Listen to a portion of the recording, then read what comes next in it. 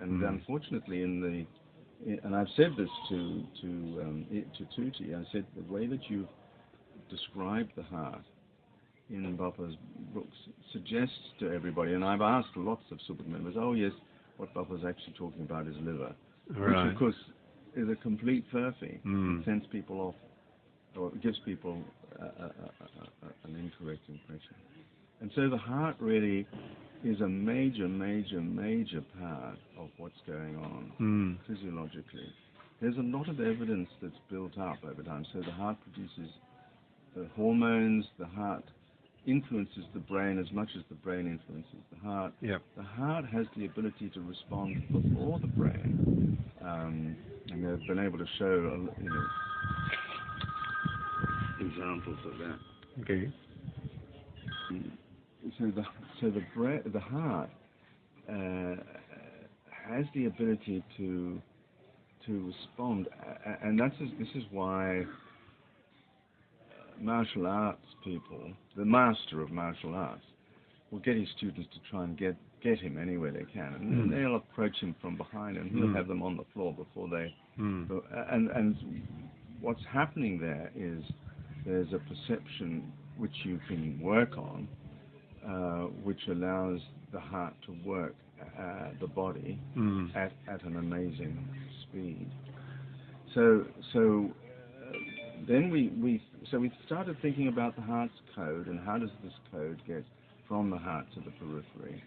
Because if there's a pattern there, like if there are impulses in a nerve, if there are patterns in the blood, how do they get past the blood vessels into the periphery where the cells are?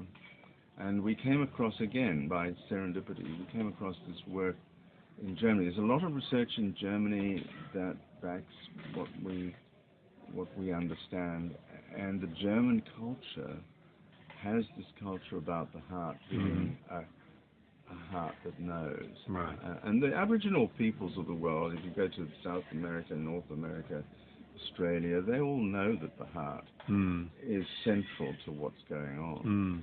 And we've got in our language, follow what your heart tells you. Yeah, sure. Heartstrings, heartfelt, many words that indicate that. So we found this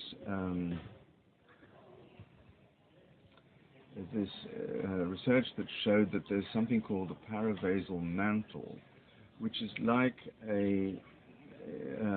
surrounding every single blood vessel, especially the small ones at the capillary level, this sleeve of fluid that's able to template what's inside the vessel. So it's a form of entrainment that happens. And then that's able to move the wave. She rang the wrong number. Oh. So that's okay.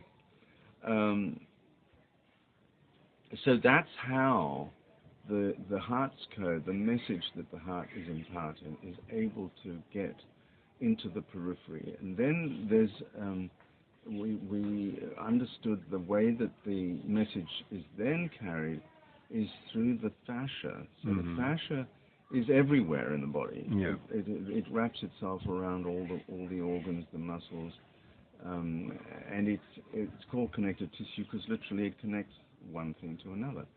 And there's a lot of research that's shown that what actually is happening in the fascia is that it can conduct electrons and it can conduct photons. And it does that by virtue of a stretching and relaxing that happens as an inherent part of normal physiology. And so this was the way we saw things getting from the capillary all the way to the cells. And then within the cells, the calcium cascade is well known. So the calcium is a very important mineral, not so much because it forms part of bone metabolism, but also because it's a prime messenger. Right. It's able to be patterned, and then so when you get into the cell, it swells and recedes in a cyclic way. The way the what's called the calcium flux, the ionic flux, is at the rate that osteopaths have been calling for, 8 to 12 cycles per minute. So we were saying this is actually how the calcium flux is like the breath of life. That's right. the expression of the breath of life. Right. And so we found a way to link the center to the periphery. And then we started to work more on how does the heart work in this, and we realized that there were some, so the blood comes out of the right ventricle into the pulmonary trunk, and the pulmonary trunk just literally goes at a right angle. Mm-hmm.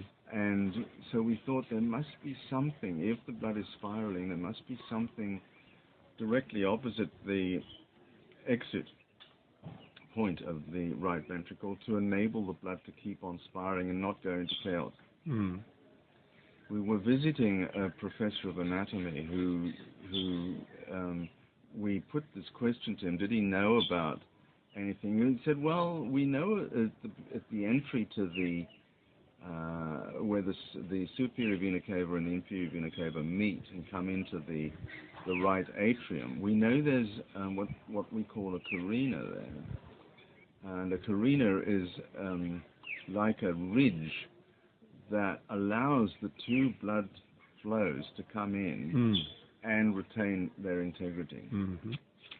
Just as there's in the portal vein, there's a similar thing where the blood coming in from the spleen comes in and goes to the left-hand side of the liver, and the blood from the digestive tract all comes in and goes to the right, which is why the right side is bigger. And so anyway, he said, well, I know the curator of the Plastination exhibition. Let's go and have a look and see if we can find something. And so this guy was really, really nice, and he said, oh yes, you can go and have a look at whatever you want to look at. Mm.